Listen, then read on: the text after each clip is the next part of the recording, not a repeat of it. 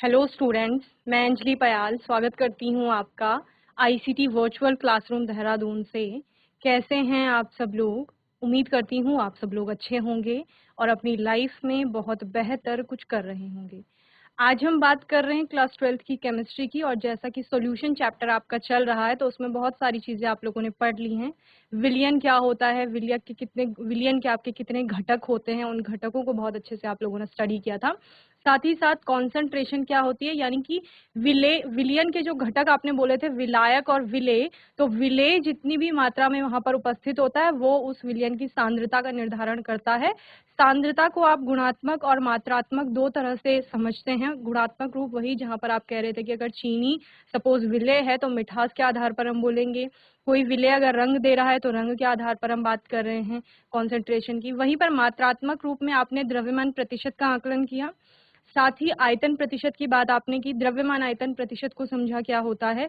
Parts पर million में हमने कॉन्सेंट्रेशन को समझा, जहां पर आपने कहा कि मैम अगर किसी विलियन में विलायक बहुत अधिक मात्रा में है लेकिन उसकी तुलना में जो आपका विलेय होगा वो बहुत कम मात्रा में, यानी अति सूक्ष्म मात्रा अगर विलेय की वहां पर उपस्थित है, तो फिर हम कैसे विलियन की सांद्रता का निर्धारण करेंगे या किन टर्म्स में उनको बताएंगे। तो आपने कहा था कि पूरा विलियन का द्रव्यमान का अगर आप देख रहे हैं कि विलेय का द्रव्यमान कितना है तो उसको हम विलियन के द्रव्यमान के सापेक्ष लेकर और 10 की घात 6 से गुणा कर देते हैं, जिससे कि आपको क्या मिल जाता है, पार्ट्स पर मिलियन में कॉन्सेंट्रेशन या सांद्रता आपको ज्ञात हो जाती है।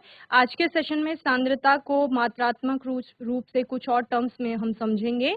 तो आइए चलते हैं स्मार्ट बोर्ड के। तो बच्चों, चैप्टर में आपने बहुत सारी चीजें पढ़ ली थी। पहले सांद्रता की बात कर रहे थे, कॉन्सेंट्रेशन ऑफ सोल्यूशन, जिसको आप मात्रात्मक रूप से अलग अलग तरह से व्यक्त कर रहे थे, जिसमें आपने क्या देखा था, द्रव्यमान प्रतिशत देखा था, इसके न्यूमेरिकल आप लोगों ने करे थे। ठीक है, आयतन प्रतिशत की बात की थी, वॉल्यूम परसेंटेज या परसेंट बाय वॉल्यूम इसको आप कहते हैं, और इसके भी आप लोगों ने न्यूमेरिकल किए थे।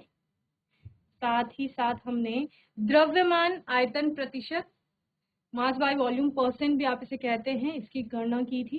इसके भी कुछ न्यूमेरिकल किए थे लास्ट सेशन में। पार्ट्स पर मिलियन को समझा था, पार्ट्स पर मिलियन क्या है, और इसके हम लोगों ने न्यूमेरिकल देखे थे। ठीक है, आपके पास एक और न्यूमेरिकल है।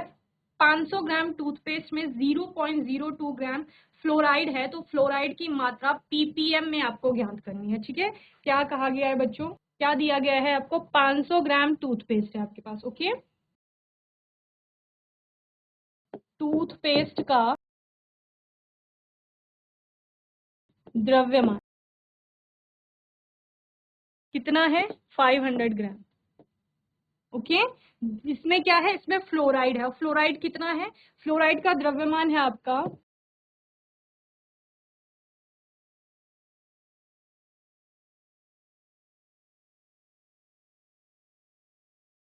0.02 ग्राम। तो जैसे आपको प्रश्न से ही पता चल रहा है कि 500 ग्राम, ठीक है, यानी आधा किलो के लगभग टूथपेस्ट है आपके पास, और उसमें कुल 0.02 ग्राम आपका फ्लोराइड है। तो आपको फ्लोराइड का पीपीएम में सांद्रता बतानी है। क्या बतानी है, फ्लोराइड की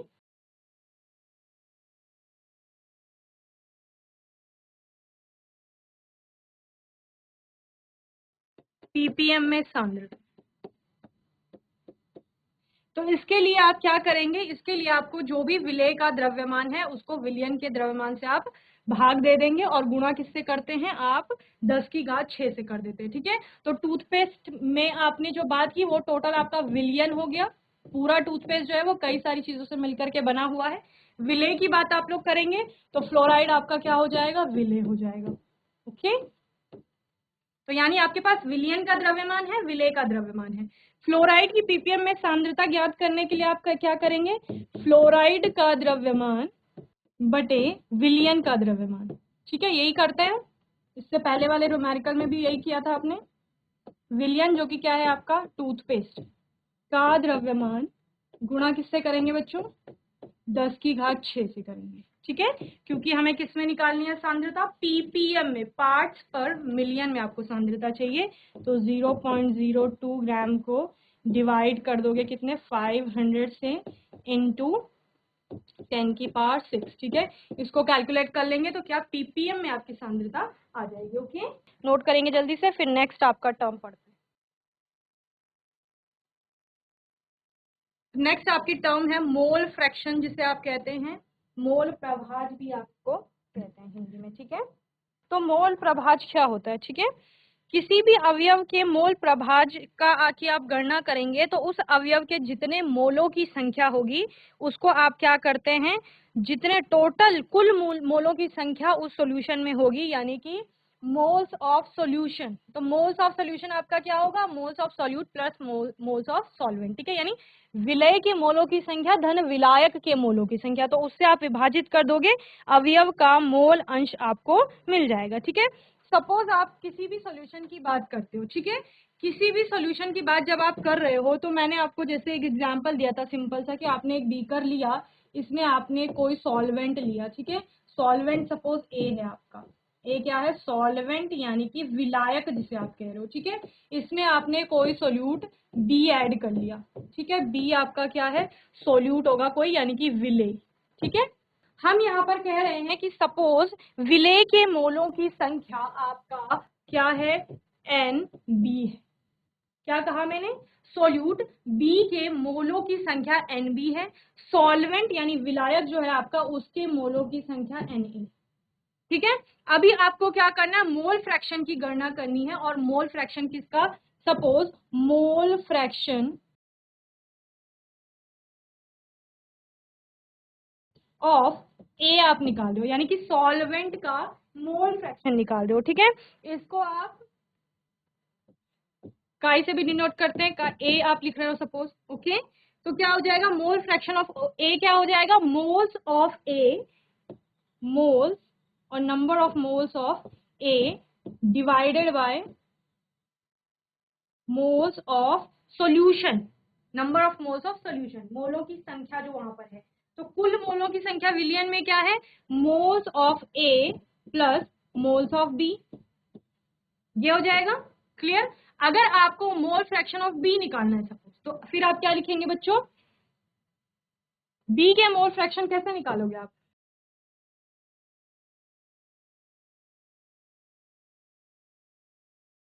कुछ नहीं करना है, सिर्फ जहां पर आपने मोल्स ऑफ ए लिखा है वहां पर आप क्या लिख दोगे, मोल्स ऑफ बी लिख दोगे, ठीक है। जैसे आप द्रव्यमान प्रतिशत में करते आए हो, तो यहाँ पर क्या हो जाएगा, moles of B divided by moles of A plus B, clear. तो ये आपके दो फॉर्मूले हो गए, किस किस के लिए, विलायक के मोल अंश के लिए या फिर विलेय के मोल अंश के लिए, या मोल प्रभाज भी आप इसे कहते हैं, ठीक है। So mole fraction may be defined as the ratio of number of moles of one component to the total number of moles of all component solute and solvent present in the solution. ये क्या है, ये कुछ भी नहीं है, एक ratio है, एक अनुपात आप निकाल रहे हो, और अनुपात किस किस का है, एक अवयवी घटक के मोलों का पूरा जो आपका विलियन है उसकी मोलों की संख्या, उन दोनों का आप अनुपात निकाल रहे हो, और यही आपका क्या हो जाएगा, मोल फ्रैक्शन हो जाएगा उस पर्टिकुलर अवयव के लिए या कंपोनेंट के लिए, ओके।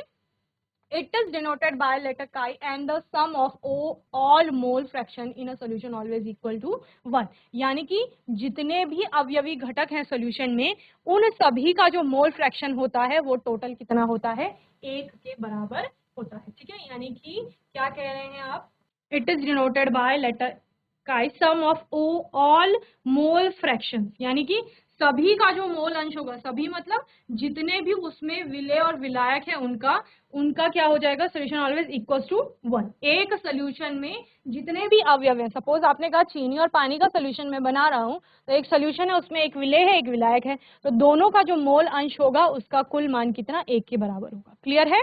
इतना नोट करेंगे, फिर आगे इसमें न्यूमेरिकल देखेंगे हम लोग।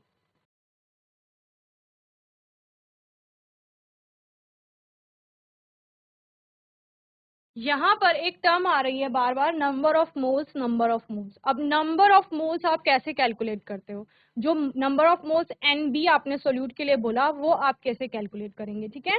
तो बच्चे जब भी आप नंबर ऑफ मोल्स की बात करते हैं तो जो भी आपको गिवन मास होगा, ठीक है,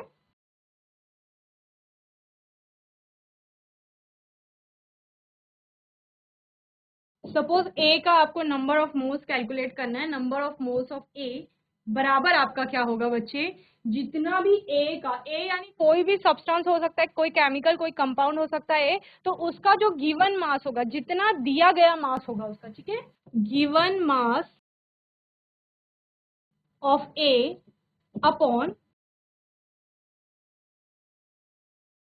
मोलर मास और मॉलिक्यूलर मास ऑफ ए, ठीक है। यानी कि जो भी उसका मॉलिक्यूलर मास होगा ए का, उससे अगर गिवन मास को आप विभाजित कर देते हैं तो आपको नंबर ऑफ मोल्स पता चल जाता है, ठीक है। जैसे कि आपने कहा सपोज कि पानी में हमने नमक को मिलाया है, सिंपल सा, ठीक है। आपको पता है कि पानी क्या है, H2O है आपका। नमक की बात कर रहे हैं, नमक आपका NaCl है। NaCl की आपको कुछ मात्रा दी गई होगी, सपोज बोला है 10 ग्राम आपका NaCl है, ठीक है।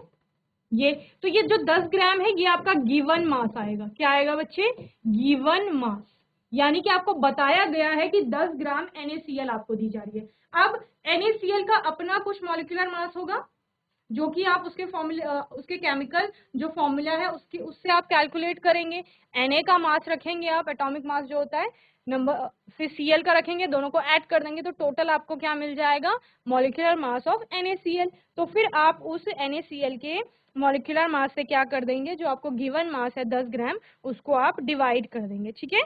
और इस प्रकार आपको क्या पता चल जाएगा, NaCl के आपको नंबर ऑफ मोल्स मिल जाएंगे उस पर्टिकुलर सॉल्यूशन में, ओके।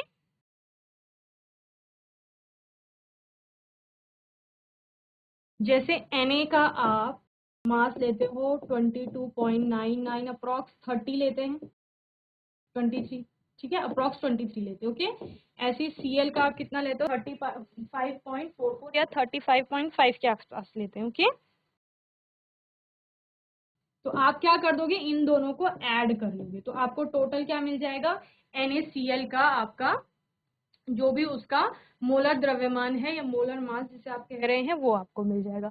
फिर आप इससे क्या करेंगे, 10 ग्राम को डिवाइड कर देंगे तो आपको क्या मिल जाएगा, number of moles of NaCl in that particular solution, okay. तो इस प्रकार से आप कैलकुलेट करेंगे, अभी न्यूमेरिकल करेंगे तो समझ आ जाएगा, ठीक है। पहले मोल प्रभाज या मोल अंश क्या है, विलयन में विलेय या विलायक में से, ठीक है। विलयन में क्या क्या है, एक विलेय है, दूसरा आपका विलायक है।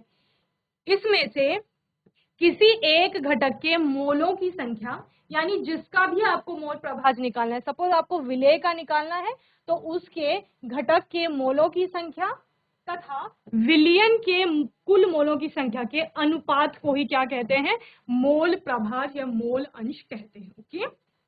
जैसे यदि किसी विलयन में विलेय की मोलों की संख्या n है तथा विलायक के मोलों की संख्या कैपिटल N, ठीक है, एक स्मॉल n में दिया गया है विलेय के मोलों की संख्या, कैपिटल N में आपको विलायक के मोलों की संख्या दिया गया है, तो विलेय का मोल प्रभाज क्या होगा, तो विलेय का मोल प्रभाज वही विलेय के मोलों की संख्या स्मॉल n अपॉन विलियन के मोलों की संख्या। तो विलियन में क्या है आपका, विलेय और विलायक है, तो दोनों के मोल अंशों, मोल को आप क्या कर दोगे, प्लस कर दोगे, तो क्या हो गया, आपने बोला विलेय के मोलों की संख्या स्मॉल है n है और विलायक के मोलों की संख्या कैपिटल N। विलायक का मोल प्रभाज हो गया small n upon small n plus capital N, ठीक है। जब ये विलायक के मोल प्रभाज की बात हुई तो वो क्या हो जाएगा, ये हो जाएगा, ठीक है। मोल प्रभाज का कोई अंश नहीं होता है, मोल अंश का मान ताप पर निर्भर नहीं करता है, ठीक है। अब मात्रा क्यों नहीं है, क्योंकि ऊपर नीचे आपका सेम ही यूनिट आएगी मोल की, तो फिर वो क्या हो जाएगा, कैंसिल हो जाता है। तो इस प्रकार से इसका कोई भी आपका क्या नहीं आएगा, मात्रक नहीं आएगा, ठीक है। इसको लिखेंगे फिर हम न्यूमेरिकल पे आते हैं जल्दी से। बिल्कुल भी कंफ्यूज नहीं होना है, सिर्फ अनुपात निकालना है आपने मोलों का। बस आपको ये ध्यान होना चाहिए कि किसका आपको मोल अंश पूछा गया है।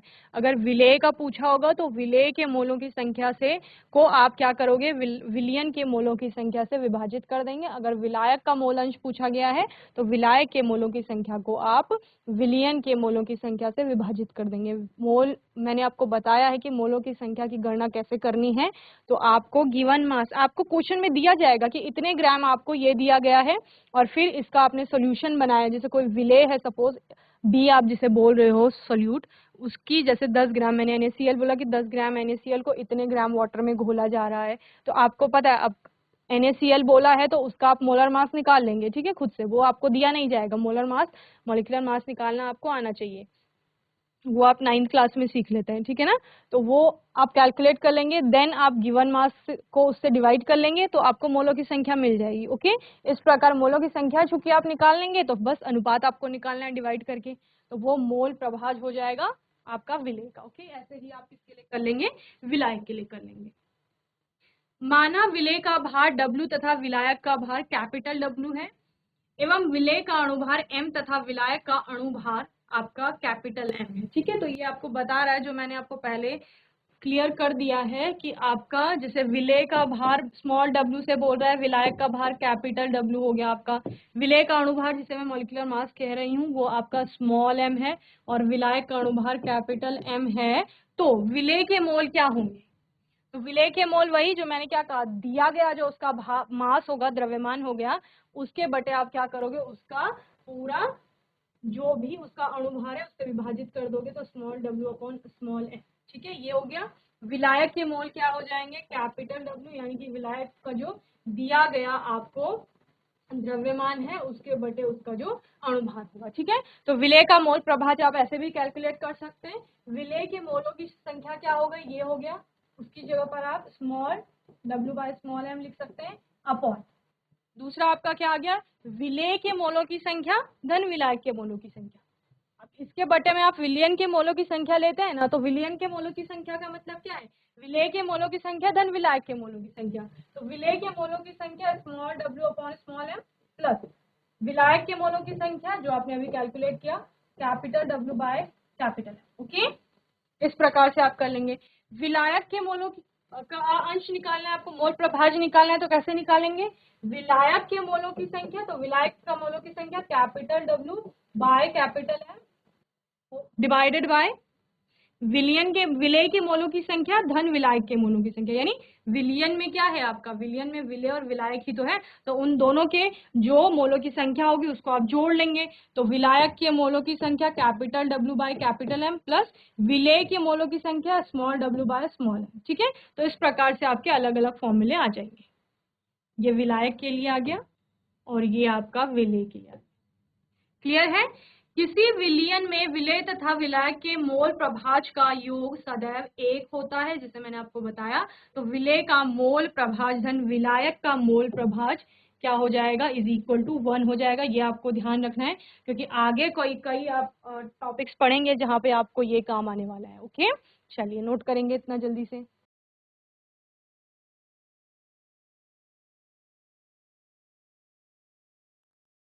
प्रश्न है आपके पास, 54 ग्राम जल और 58.5 ग्राम सोडियम क्लोराइड के मिश्रण में दोनों का मोल प्रभाज ज्ञात कीजिए, ठीक है। 54 ग्राम आपको जल दिया गया है और 58.5 ग्राम आपको सोडियम क्लोराइड यानी NaCl दिया गया है, इसके मिश्रण में दोनों का मोल प्रभाज ज्ञात करना है।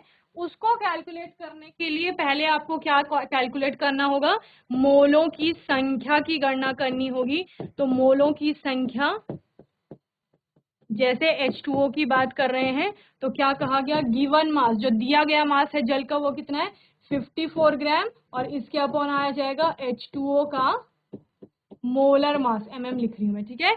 दूसरा NaCl के मोलों की संख्या कैसे निकालोगे, सेम यही करेंगे, गिवन मास कितना है 58.5 ग्राम और अपॉन NaCl का मोलर मास यानी आणविक द्रव्यमान, आणविक भार जिसे आप कहते हैं, ठीक है, mm, ये हो जाएगा। तो इस प्रकार से आप कैलकुलेट कर लेंगे। जल H2 का अणुभार कितना होता है, 18 आपने कैलकुलेट कर लिया। हाइड्रोजन का 1 होता है, 2 हाइड्रोजन 2 × 1 प्लस ऑक्सीजन का कितना होता है 16, तो 16 + 2 18 हो गया आपका, ठीक है। तब जल के मोलों की संख्या क्या हो जाएगी, H2O का जो भार दिया गया है यहाँ पर बटे H2O का अणुभार, ठीक है। भार कितना दिया गया है, वही 54 मैंने जो बोला, और आपने अणुभार आपको पता है कितना है 18, तो कितना हो गए 3 मोल हो गए, किसके, जल के। उस सॉल्यूशन में जल के मोलों की संख्या क्या है 3 है। NaCl की बात करेंगे, NaCl का अणुभार यहाँ पर 58.5, ओके। अब आपको दिया गया मास भी कितना था 58.5 था, तो NaCl के मोलों की संख्या क्या हो जाएगी 58.5 अपॉन 58.5, तो 1 हो जाएगी, यानी NaCl का 1 मोल है वहां पर। तो जल का मोल प्रभाज क्या होगा? तो जल का मोल प्रभाज होगा जल के मोलों की संख्या अपॉन जल के मोलों की संख्या धन NaCl के मोलों की संख्या। तो आपको पता है जल के मोलों की संख्या और जल के मोलों की संख्या और आपके NaCl के मोलों की संख्या, ठीक है। जल का आपका जो मोलों की संख्या थी वो 3 आई थी और NaCl के मोलों की संख्या 1 आई थी, तो 3/3 धन 1 आपने कर लिया, तो 3/4 आ गया। तो जल का मोल प्रभाज हो गया 0.75। इसी प्रकार NaCl का कैलकुलेट कर लेंगे। NaCl का मोल प्रभाज कैसे निकालेंगे? NaCl के मोलों की संख्या अपॉन H2O के मोल धन NaCl के मोल। तो आपको पता है NaCl का मोल आपने कैलकुलेट किया 1 है, क्योंकि दिया गया द्रव्यमान आपके आणविक द्रव्यमान के बराबर है। ओके, तो 1/1 + 3 कितना हो गया? 1/4 हो गया। तो 1/4 को आप 4 से आप 1 को डिवाइड करेंगे तो कितना आएगा? 0.25 आएगा आपका। और देखिए हमने लास्ट लाइन क्या पढ़ी थी कि जो विलायक और विलेय का मोल प्रभाज होता है उनका टोटल 1 के बराबर होता है। तो यहाँ पर जल का जो मोल प्रभाज है 0.75, इसमें आप ऐड कर लीजिए NaCl का मोल प्रभाज जो कि 0.25 है, ये किसके इक्वल हो जाएगा? 1 के इक्वल हो जाएगा, ठीक है। तो क्या हो गया? विलयन में जितने भी अवयवी घटक हैं उन सभी का मोल प्रभाज जो होता है वो 1 के बराबर होता है, ठीक है।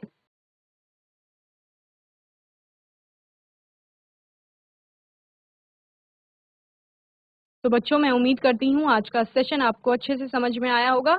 आज के सेशन में कंसंट्रेशन की एक और टर्म को समझा जो कि मोल फ्रैक्शन था, यानी कि मोल प्रभाज या मोल अंश जिसे कह रहे हैं। तो आपको कुछ भी नहीं करना है, इसमें जिस भी अवयवी घटक का आपको मोल प्रभाज निकालना है उसके मोलों की संख्या को आपने विलयन के कुल मोलों की संख्या से विभाजित कर देना है और आपको क्या मिल जाएगा? उस पर्टिकुलर अवयव का मोल प्रभाज मिल जाएगा। ओके, तो इस प्रकार से हमने न्यूमेरिकल भी देखा इसका। एक कोई भी डाउट होगा, क्वेश्चन होगा आपका, तो आने वाले सेशन में आप लोग पूछ लेंगे। अपने आने वाले सेशन में हम कुछ और न्यूमेरिकल्स को देखेंगे, साथ ही कॉन्सेंट्रेशंस की कुछ और टर्म्स को यहाँ पर पढ़ेंगे। ओके, और तब तक के लिए ICT वर्चुअल क्लासरूम से जुड़ने के लिए धन्यवाद।